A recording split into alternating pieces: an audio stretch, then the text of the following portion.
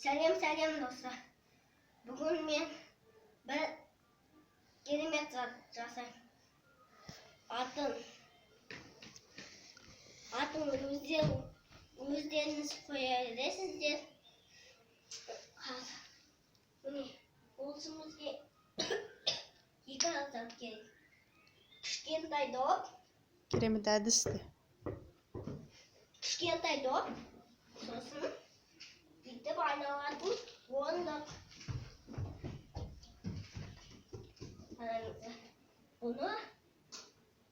Бұны балалар кішкентай 6 жасқа келмеген, 5 жасқа келмеген балаларға істетпеңіздер.